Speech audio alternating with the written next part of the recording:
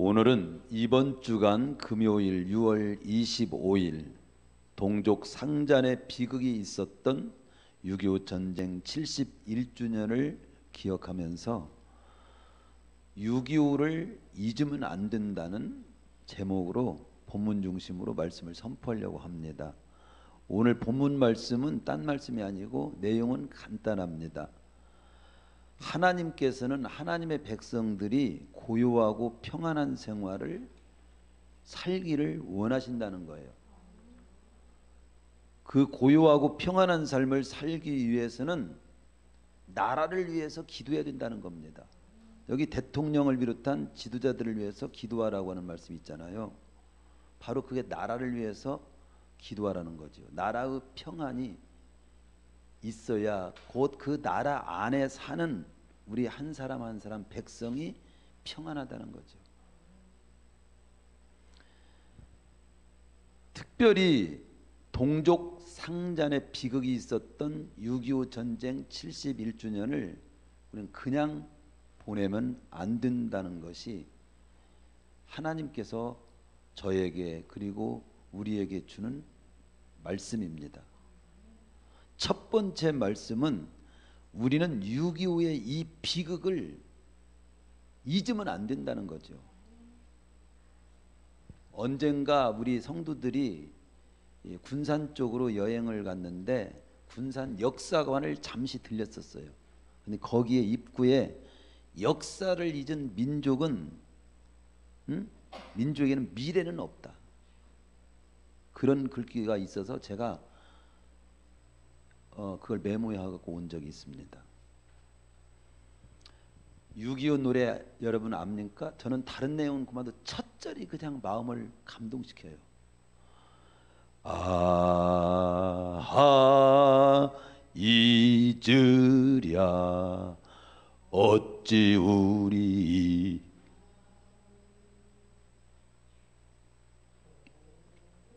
그냥 거기에서 그냥 눈물이 나와. 아 잊으랴 어찌 우리 이 날을 잊을 수가 없어요. 잊으면 안 돼요. 저는 2절도 다 못 불러서 눈물이 벌써 목이 베요.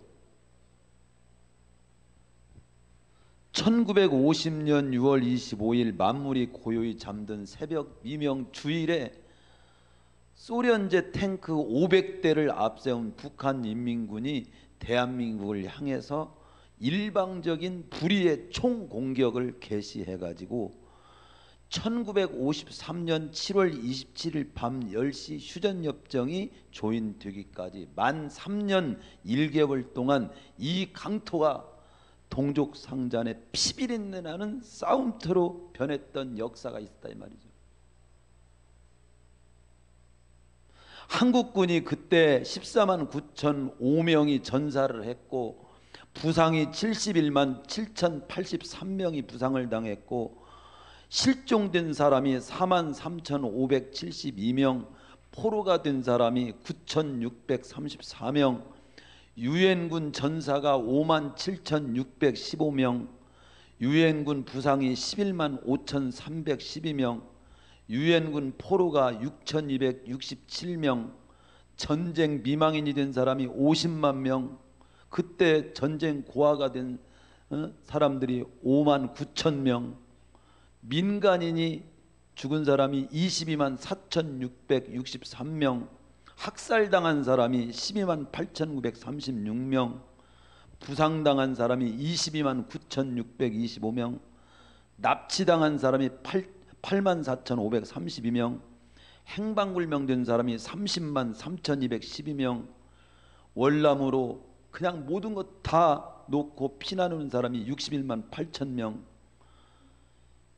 2,112군데의 교회가 그냥 다 잿더미가 돼버리고 535명의 목사님들이 생죽음을 당했고 수많은 기독교인들이 생명을 잃었던 이 비극이 71년 전 오늘 이번 주 6월 25일 날 우리가 사는 그 이 땅에서 있었다는 거예요.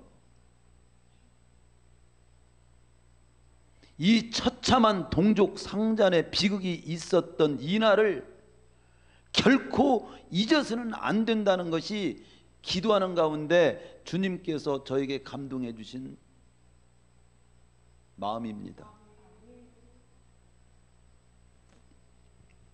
그것도 다른 나라에 침입을 받은 것도 아니고 같은 민족끼리, 같은 혈육끼리, 같은 부모와 형제가 서로 탱크와 총칼을 앞세우고 쳐들어온 이 비극의 날인 거예요. 이 날의 비극을 우리가 결단코 잊으면 안 된다. 이것이 제가 오늘 저를 통해서 우리 모두가 가슴에 새겨야 될 내용입니다. 왜 그러냐?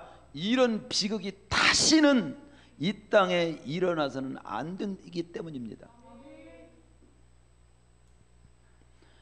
과거의 아픔과 슬픔을 교훈 삼을 줄 아는 민족은 망하지 않습니다.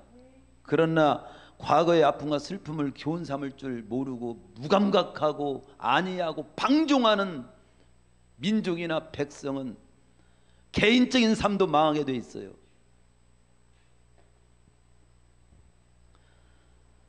주님께서도 다투는 나라는 결코 설 수 없다고 했어요. 다투는 나라뿐만 아니라 가정이나 개인도 설 수 없다고 했습니다.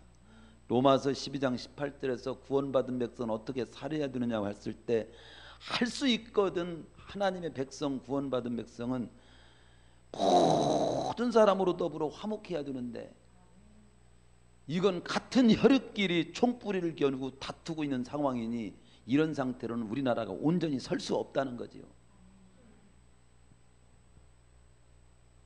유대인들은 지금도 그들의 조상들이 학살을 당했던 수용소 건물에다가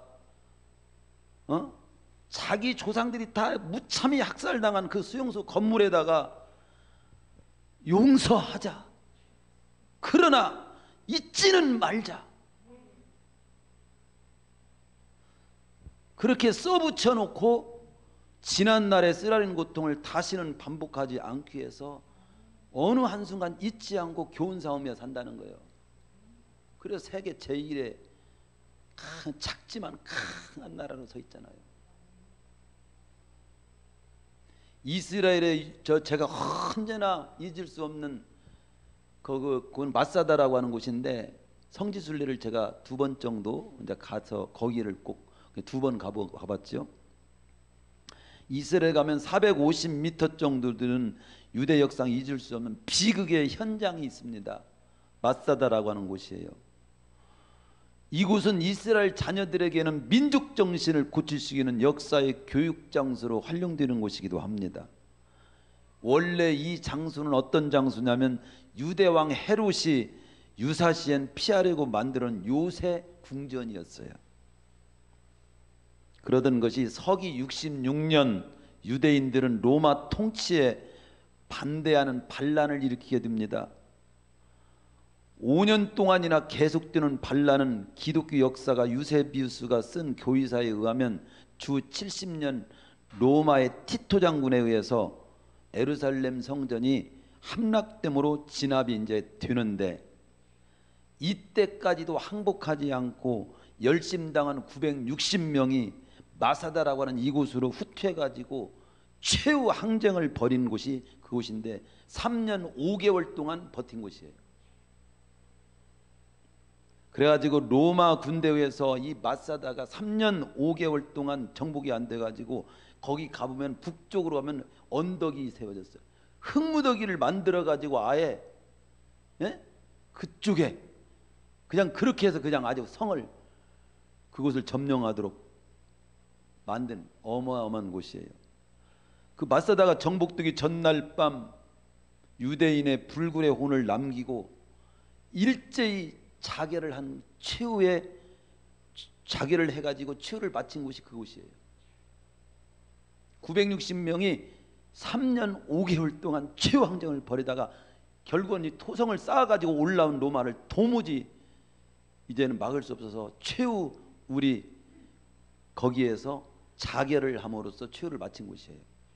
서기 73년 5월 토담 경사를 타고 마사다를 일제히 공격을 해가지고 치열한 전투와 저항 속에서 날은 저물었는데 일단 퇴각해가지고 로마 군대가 다음 날 이제 로마 군대가 다시금 공격을 시도하려고 했는데 시도하려고 보니까 아무도 전날까지 그렇게 항쟁했던 그곳에 저 뭡니까 저 대항하지 않는 거예요.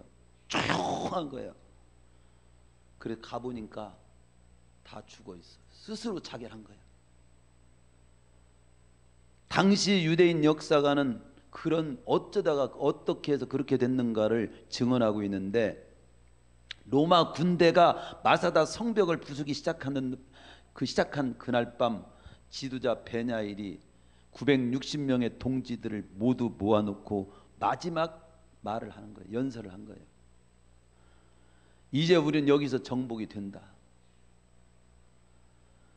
이 정복을 앞둔 이 시간에 비굴하게 항복하고 끝내느냐, 아니면 우리는 그대에게는 우리 정신만큼이라도 마음이라도 항복할 수 없다. 로마인의 칼에 의한 죽음을 우리는 당할 것이냐, 아니면 그들의 칼날이 죽기 전에 우리의 자존감을 세우고 자유인으로서 깨끗이 죽음을 택하느냐, 우리 결단을 내려야 한다. 그래서 그들은 자유인으로서 죽음을 택하고 로마의 칼날에 죽는 그런 일은 우리가 당하지 않도록 하자고 해가지고 모든 소유물을 한 데다 모아놓고 다 태우고, 남자들로 가족 중 여러 그 여자아이의 목숨을 전부 가족들을 해서 남자 대표로 봐서 가족을 전부 죽이고, 그리고 남자들이 전부 모여가지고 거기에서 10사람씩 뽑아가지고 남자들만 남게 됐을 때 10사람을 뽑아가지고 나머지 남자들을 죽이게 하고 최후에 그 사람이 자결하고 죽은 거예요. 근데 이런 내용을 어떻게 다 죽었는데 너 어떻게 알았지? 그런데 이 요세푸스는 그렇게 증언합니다. 로마 군대가 마사다를 함락시켰을 때 그 속에 동굴 속에 숨어있던 2명의 어린 여자아이와 5명의 어린아이가 있었어. 이들이 죽음을 피해서 숨었었던 거예요. 그런데 그들이 살아남아 가지고 최후의 증인이 된 거예요. 그래서 알게 된 겁니다. 1960년대 중반에 마사다에서 대규모 그 발굴 작업이 이루어졌는데, 그들이 신던 샌달이며 물건을 담았던 바구니며 14개의 두루마리 성경이며 식량 창고 항아리가 아직도 곡식이 그대로 담아있는 상태로 있는 거예요. 식량이 떨어져 죽은 것이 아닌 거예요. 그게 증명이 된 겁니다. 그리고 곡식을 담던 항아리 중에는 시브리어로 11주라고 쓰여진 것도 있어서 그들은 그 처절한 상황 속에서도 11주를 바쳤다는 거예요. 11조 정신을 가지고 있어요. 하나님의 뜻을 성취하는데 우리 이걸 드린다는 정신을 그런 최후의 항정 속에서도 지니고 있었다는 걸 알 수 있어요. 베냐일이라고 하는 지도자 이름이 적힌 토기 조각도 발견돼서 베냐일이라고 하는 지도자도 알고 더 분명히 알 수 있게 됐고, 최후 11조각이 이 11조각은 최후의 날 제비를 뽑을 때 사용한 것으로 발굴 단장 야딘이 주장하는 그 조각이 그대로 있는 거예요. 오늘날 이곳은 유대인들이 적어도 힘이 약해서 죽음으로 항거할 수밖에 없었던 이 슬픈 비극의 역사는 다시 되풀이되어서는 안 된다는 굳은 결의를 다지는 곳으로 이 마사다라고 하는 이곳이 쓰이고 있습니다.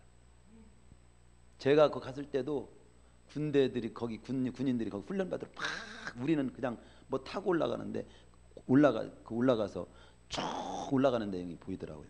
거긴 남녀 구분 없이 다 군대 갑니다. 조국을 위해서. 그래서 이스라엘 군대의 최종 코스가 마사다에 올라가는 거예요.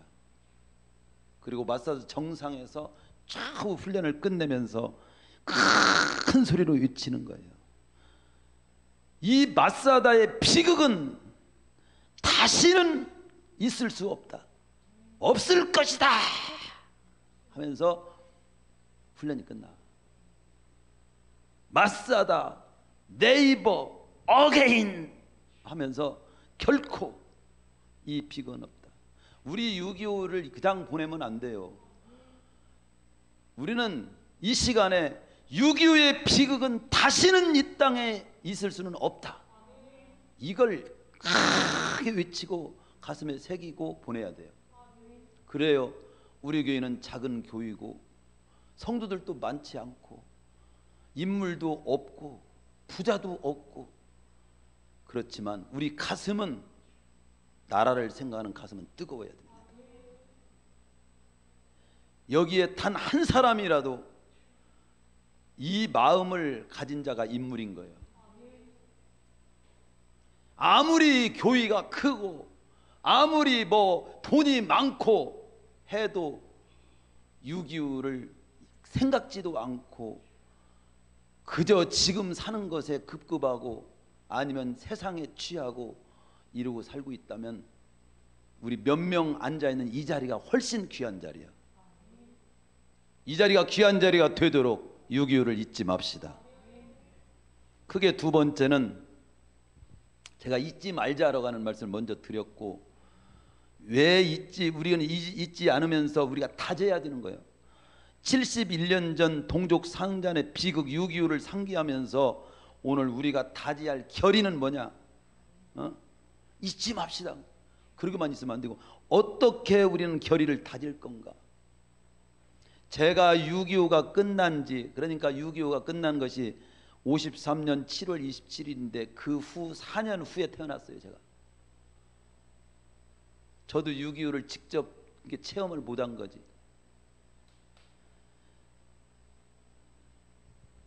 우리 형님은 6.25 때 태어났어요. 전쟁 중에. 지금 우리나라 백성의 3분의 2가 처참했던 6.25의 참상을 체험하지 못한 세대입니다. 거의 모르는 거예요. 그러니까 무감각하고 안이한 그런 정신 상태에 있을 수가 있어. 아직도 유일하게 이 지구상의 분단의 아픔을 안고 있는 나라는 우리나라뿐이에요. 이런 안타까운 현실을 자각하고 이 6.25의 비극을 잊지 말고 교훈 삼으라고 하는 것이 하나님께서 우리에게 주신 감동입니다. 그럼 많은 말씀 들어야지만 바로 이 역사를 통해서 교훈받고 하나님 앞에서 하나님 백성이 어떻게 살아야 될 것인가에 대해서도 말씀을 잘 듣는 것이 기본 중에 기본이에요. 무엇을 잊지 말아야 됩니까? 첫째, 공산주의 사상의 위험성을 잊지 말아야 됩니다. 왜 그러냐? 같은 민족을 두 동강으로 나눈 것은 다른 것이 아니요, 사상 때문에 그런 거예요. 사상. 공산주의 사상과 민주주의 사상, 더 나아가서 영적으로 보면요, 하나님 없는 사상과 하나님 있는 사상과의 전쟁인 거예요. 공산주의는 어떤 사상이냐? 하나님 없는 사상입니다. 공산주의 사상의 위험성을 제가 지금 첫 번째 말씀드린 것이 뭐냐면, 공산주의는 하나님 없는 사상이에요. 공산주의의 창시자라 할 수 있는 칼 막스는 종교는 아편이다라고 말한 사람이요, 신이란 비실제, 비존재자라고 가공적인 관념의 산물이라고 정의를 한 사람입니다. 신은 없는 거지, 그 사람은. 전도서에서는 하나님 없는 삶은 헛거라고 했어요. 시편 14편 1절에서 어리석은 자는, 가장 어리석은 자 바보는 그의 마음에 이르기를 하나님이 없다고 하는 자라고 했습니다. 앞으로도 싸움은 하나님 없다고 하는 자하고 하나님 있다고 하는 자의 싸움이 될 거예요. 하나님 없다고 하는 자의 도전 때문에 싸움이 끝이지 않는 거예요. 하나님 없는 사상과 하나님 있는 사상, 주님 오실 때까지 이것 때문에 싸움이 멈추지 않을 겁니다. 이 공산주의는 왜 위험하냐? 하나님 없는 사상이기 때문에 위험하고, 또 공산주의의 실제 철학이 뭐냐면 유물론이야. 유물론. 공산주의의 창설자 칼 막스는 독일의 철학자 포이엘 바하라고 하는 사람의 영향을 받았고, 포이엘 바하라고 하는 사람은 유물론을 주장한 사람인데, 그 사람은 우주의 실제는 자연과 인간이요 정신이나 이념이 아니고 신이 아니다, 그렇게 주장하면서 인간은 물질 외에 아무것도 아니다, 그게 그분의 구요. 칼막스는 그것을 받아들인 사람이요. 그래서 실제는 물질이 실제다. 눈에 보이는 거, 잡히는 거, 물질만이 실제다. 눈에 안 보이는 하나님이니 정신이니 마음이니 이것을 다, 그런 것들은 우주의 근원이나 원인은 물질이다, 이렇게 본 겁니다.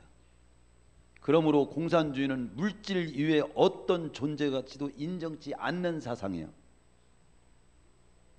인간도 물질로 봐. 마태복음 6장 24절에 우리 주님께서는 한 사람이 두 주인을 섬기지 못할 것이니 너희가 하나님과 재물을 향하여 섬기지 못하느니라. 하나님을 인정하느냐, 물질만이 최고냐? 그러므로 평소 신앙생활할 때 물질 때문에 예배 못 드리고 주일 못 지키고 사명 못 감당하는, 그것은 이미 물질주의 쪽에 잡혀 있는 거예요. 영적으로 깊이 보면은 그런 물질주의에 나를 굴복시키면 안 돼. 밥만 먹을 수 있고 힘이 있으면, 생명이 있으면, 호흡이 있으면 물질주의에 흔들리면 안 됩니다.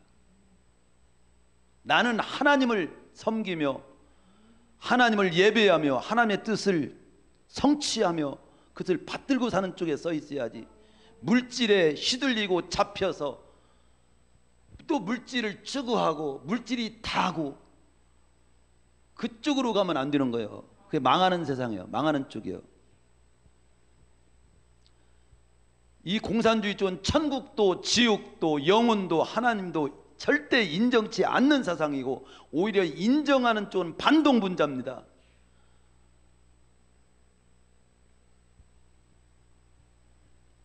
우리는 하나님을 섬기는 백성입니다. 모든 물질이 하나님 때문에 있게 된 거지요.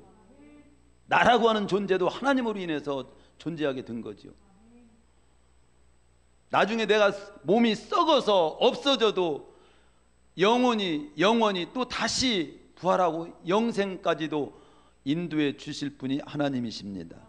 그 하나님은 섬기고 경외해야 되고, 물질은 사용하고 이용할 대상뿐이지 그것이 근본도 아니고, 섬김의 대상은 더더군다나 아니고 이용할 것인데, 이용할 것을 갖다가 신처럼 오히려 떠받들고 있는 게 바로 유물주의고 공산주의입니다. 그리고 공산주의는 왜 위험하냐? 하나님이 없는 사상이기 때문에 위험하고, 모든 걸 물질이 다라고, 물질이 근본이고 원인이라고 생각하기 때문에 위험하고, 그들이 추구하는 삶의 방식, 그게 계급투쟁의 역사로 봅니다. 역사를 계급투쟁의 역사로 보는 거예요. 즉 약육강식, 진화론의 약육강식과 함께 계급투쟁을 역사의 발전의 원동력으로 삼고 그들이 모든 걸 추진하는 사상입니다. 그들의 투쟁을 살펴보면, 투쟁을 위한 전략 3대 행동 강령을 보면, 첫째는 철저히 비밀을 지키고요, 두 번째는 철저히 숙청하고요, 그 목표를 달성하기 위해서는 과감히 숙청할 걸 숙청하는 거예요. 러시아 혁명 당시에도 4만 명의 신부가 숙청당했고, 50만 명의 천주교인이 숙청당했고, 70만의 군인, 124만이 학살당했어요. 그들의 정책을 이루기 위해서. 셋째는 무자비한 투쟁입니다. 세계 2차 대전 시에 소련은 독일과 스페인에서 원자 과학자 약 200명을 포로로 잡아다가 원자 과학을 습득하고 1957년 200여 명의 혀를 모두 잘라버려 가지고 귀 구멍을 뚫어 가지고 말하지도 않고 듣지도 못하게 딱 이용해 먹고 버린 거예요. 이게 제가 가만히 기도하면서 보니까 마귀하고 공산주의하고 이단하고 공통점이 있어. 오늘 아침에도 제가 말했지만 이단은 비밀이 많아요. 여기서 가르친 거 절대 집에 가서 말하지 마.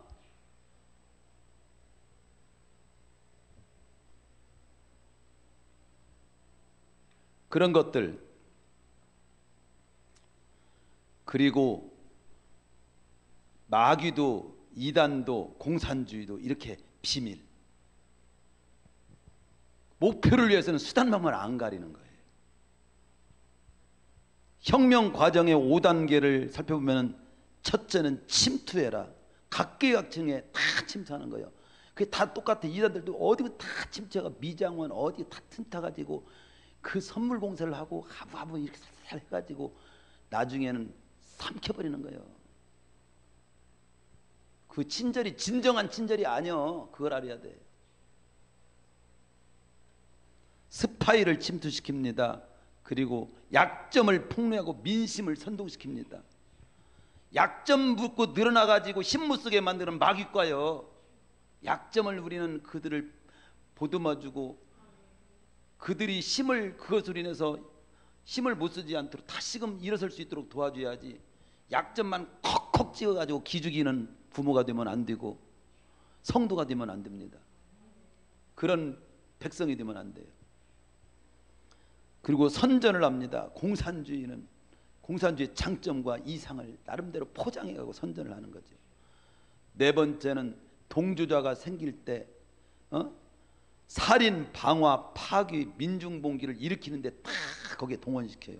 그리고 기성제도를 파괴해버리는 거예요. 이단들 똑같잖아요. 기성교회를 파괴시키려고 하는 거예요. 부모를 없애고 자기가 어떻게 태어나. 기성이 부모님이 기성시대인데 자기도 곧 기성시대가 될 건데. 다섯째, 그 다음에 공산주의를 건설하자. 이렇게 하는 거예요. 그러니까 한마디로 말한다면 공산주의를 건설하는 데는 혈육도 부모도 없어. 문제 삼지 않아.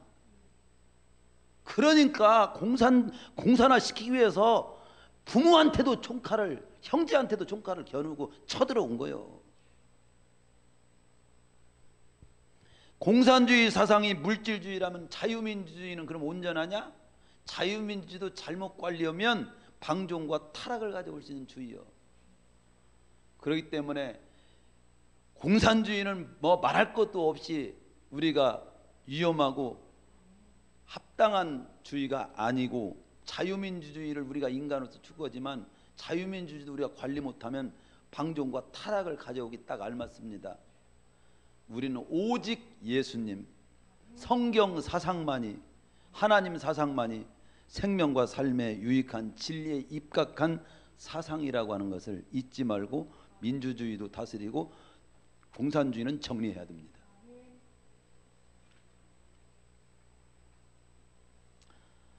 크게 공산주의의 사상의 위험성을 우리는 지금 다지할 결의가 뭐냐고 했을 때 크게 제가 지금 공산주의 사상의 위험성을 잊지 말아라는 말씀을 드린 거고, 크게 두 번째로는 공산주의 사상의 위험성을 잊지 말아야 함과 동시에 우리는 하나님의 은혜도 잊지 말아야 돼.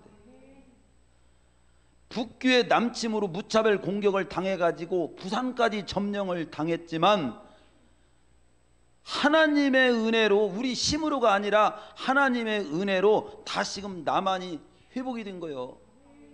그 내용을 두 가지만 얘기할게요. 1950년 6월 27일 밤 11시 40분 유엔 안전부장 이사회가 열렸었어.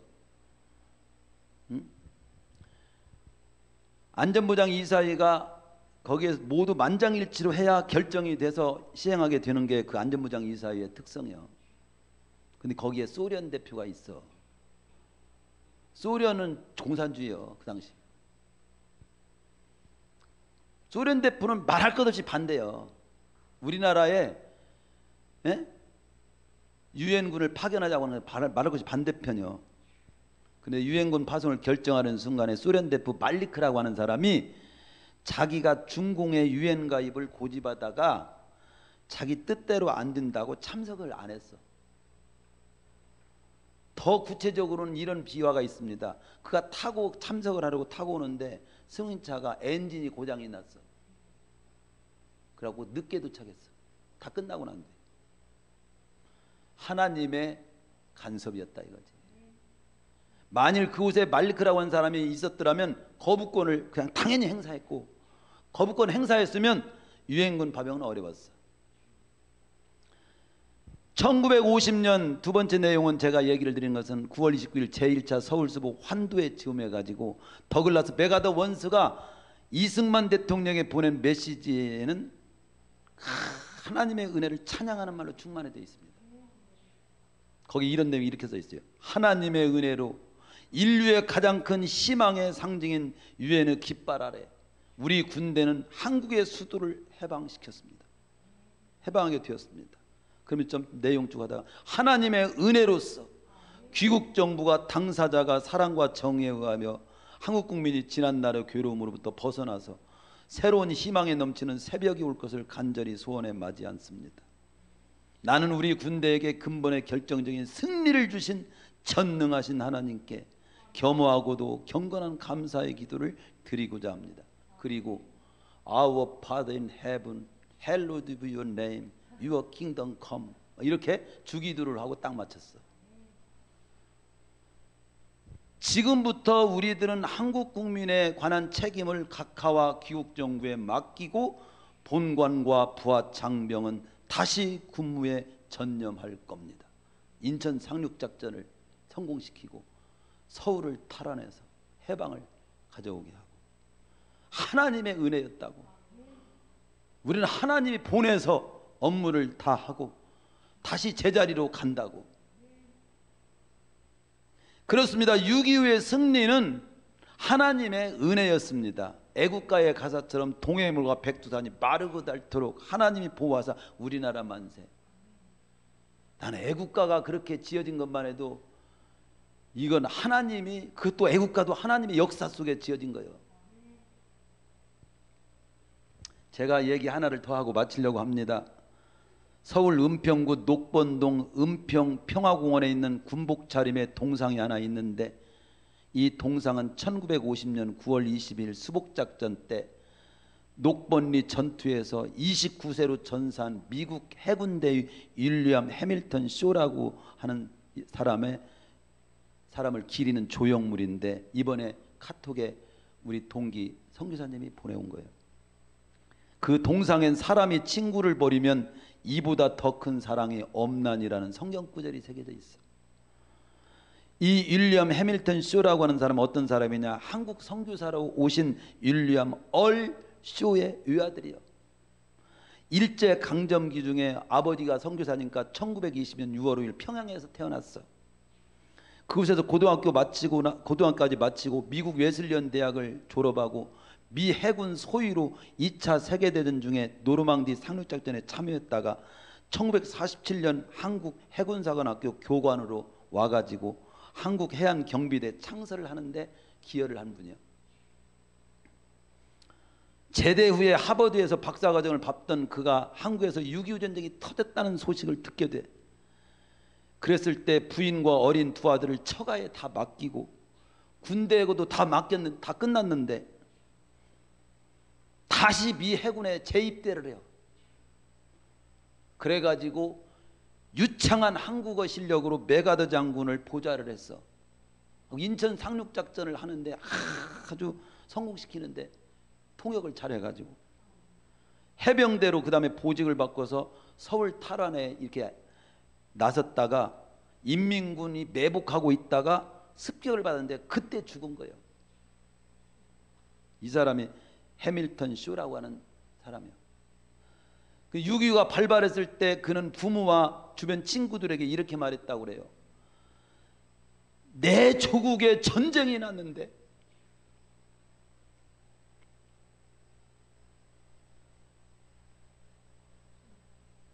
어떻게 마음 편히 공부만 하고 있겠는가? 공부는 조국의 평화가 온 다음에 해도 늦지 않은 거 아니냐. 박사 공부하는 걸 뒤로 제치고 온 거예요. 달려온 거예요. 그 아버지 윌리엄 쇼라고 하는 선교사님은 그 감리교 선교사예요. 그분이 세운 대학교가 있는데 바로 모건대학교가 그 대학교예요. 대전 감리교 신학교 현 모건대입니다. 그의 숭고한 사랑과 희생을 기리는 윌리엄 해밀턴 쇼 기념교회를 미국의 에서 기념으로 건립을 해줬어요. 그의 부인은 남편 잃은 슬픔 속에서도 이 하버드 박사과정을 마치고 서울로 와가지고 이화여대 교수로 헌신을 하고 세브란스 병원 자원봉사자로 평생을 바쳤고, 아들과 며느리도 하버드대에서 한국사로 박사학위를 받고 내한해가지고 장학사업과 한미 학술 교류에 힘쓴 사람들이 됩니다. 제가 감동된 건 뭐냐면, 자기가 태어난 나라 코리아를 자기 조국이라고 생각을 하고 6.25 전쟁이 발발하자 부인과 아들을 처가에 맡기고 재입대해가지고 이역만리 미국에서 한국으로 달려와서 6.25 전쟁에 참전했다가 전사했던 그 한국을 위해 희생의 미랄이 된 이 윌리엄 쇼 대위와 같은 그런 인물, 이런 인물들을 우리가 목숨을 바쳐 싸우던 이들을 우리가 잊으면 되겠어요? 이번에 이제 6.25에 참전한 사람들을 기억해가지고 우리나라에서 마스크를 100만 개를 해가지고 보냈다고 하더라고요. 그런데 거기에 또 자기들을 기억해 준 걸 너무 고마워서 편지를 보냈다는 거, 라디오에 그런 내용들이 언뜻 귀에 이렇게 들리더라고요. 우리는 때로는요, 어떤 때는요, 지금 부모는 늙어 죽어가는데 공부하겠다고, 공부는 좀 늦게 해도 돼. 죽어가는 부모 살리는 게 중요하지. 그와 같이 어떤 우리 중심이 굉장히 중요한 거예요. 우리 마음 뽀재기가 굉장히 중요한 거예요. 하나님의 은혜를 잊지 말아야 되고, 이 나라를 위해서 그들이 낳고도 어떤 면에서는 이 사람은 자기가 이 속에 태어나가지고 아버지가 선교사였기 때문에라도 그래서 이게 조국이라고 생각해서 왔지만, 전혀 낯도 모르고 낯선 나라에 와서 그냥 목숨을 바친 사람들이 한두 사람이 아니잖아. 그런데 정작 이 나라에 태어나서 모든 혜택을 다 누리고 있는 우리가 잊으면 돼요? 비록 우리가 큰 인물이 못 되고 대단한 무슨 뭔지를 하는 사람은 아니더라도, 아울러서 마지막 제가 말씀드리려고 하는 것은 영적으로 깨어 있어야 한다는 것을 교훈으로 드리고 싶습니다. 유비무환하고 있어야 돼요. 6.25는 우리로 하여금 항상 깨어 있어야 한다는 것을 경고해 주는 교훈을 우리에게 줍니다. 북한 인민군이 대한민국을 침공한 시간이 어느 날이요? 1950년 6월 25일 만물이 고요한 잠든 새벽 미명이요. 우리는 새벽을 그런 면에서 살아야 돼. 내가 잠든 사이에 새벽을 이용해 가지고 공격할 수도 있다. 파수꾼 우리 기도도 꼭 지켜야 되는 거예요. 내가 파수하지 않으면 이 교회가 영적으로 공격당한다. 우리 집을 내가 위해서 기도해야 된다. 우리 집 기도하지 않으면 우리 집은 마귀가 완전히 그냥 밥이 된다. 일본이 미국 진주만을 공격한 것도 1941년 12월 7일 주일입니다. 360대 일본 전폭기가 하와이 제도에 도달해가지고 진주만에 위치한 미국 군사기지를 2시간 동안 그냥 무차별 공습을 해가지고 큰 애리조나호를 비롯해서 8척의 전함 작은 선박 14척을 침몰시키고 200대 항공기 완전 파괴시키고 2,000명 이상의 해군 병사 400명 이상의 민간인이 사망시키고 1,300에게 부상을 입혔는데 일본군의 피해는 그때 100명도 안 됐어요. 사상자와 항공기 29대 5척의 소형 잠수함의 손실이 전부라고 기록으로 나옵니다. 수많은 사상자를 남기고 지나간 이날 루즈벨트 대통령이 이렇게 선언을 합니다. 미국은 일본 제국의 해군과 공군에 의하여 갑작스럽고도 계획된 공격을 받았다. 우리는 반드시 승리를 거둘 것이다. 하나님이여 우리를 도와주십시오. 12월 7일은 치욕스러운 날이 잊으면 안 된다. 선포하고 의회는 표결을 하고 일본과 동반자 이탈리아와 독일의 전쟁을 선포하고 42년 4월 18일 미군 폭격기를 통해서 일본 본토를 강타합니다. 간담을 서늘하게 하고 1945년 4월 30일 히틀러가 자살로 끝나게 되고 5월 7일 독일을 무조건 항복하고 1945년 8월 9일 히로시마 나가사키 원자폭탄을 과감히 투하하고 히로시마를 박살내고 나가사키에서 10,000명 사상, 그래서 8.15 해방에 와서 우리나라도 해방된 거예요. 우리 주님은 많은 부분에 깨어 있어야 지금 6월 흐리멍텅하게 살면 안 됩니다. 우리는 개인적으로도 가정적으로도 교회적으로도 나라적으로도 6.25를 기념하면서 단순히 6.25만 기념할 뿐만 아니라 흐리멍텅해진 정신을 깨워야 돼요. 내 자신도 흐리멍텅한 정신을 깨워서 이대로 가면 내 인생 볼 것 없다. 6.25를 기념해서 이 나라도 생각하고 우리 교회도 생각하고 내 자신도 생각하고 다시 한번 깨는 기회로 삼아야 된다. 무뎌진 마음을 다시금 새롭게 하고 깰 수 있는 항상 유비무한 근신하라 깨어라 너희 대적 마귀가 우는 사자같이 두루다니며 삼킬 자를 탄다니 너희는 믿음을 굳건하게 하여 그를 대적하라. 마칩니다. 벌집에 좋은 것이 벌에게 좋다고 나라가 안전하고 평안해야 내가 평안히 잘 살 수 있다는 사실을 잊지 맙시다.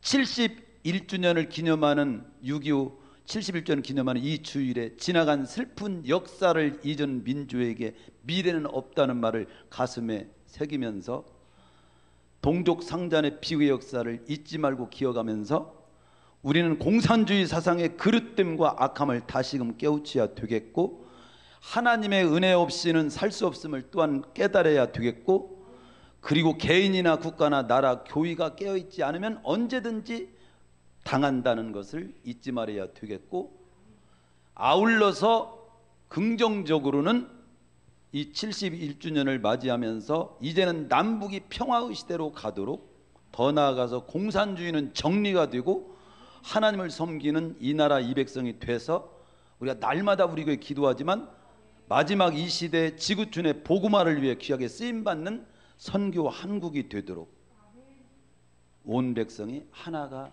되어야 하겠습니다. 따라서 한번 해봅시다. 역사를 잊은 민주에게는 미래는 없습니다. 나라가 안정되고 평안해야 나도 평안히 살 수 있습니다. 남과 북이 사랑과 복음으로 하나 되어 이 시대 말에 전 세계 구원을 위한 선교 한국이 되게 합시다. 찬양합니다. 제가 찬양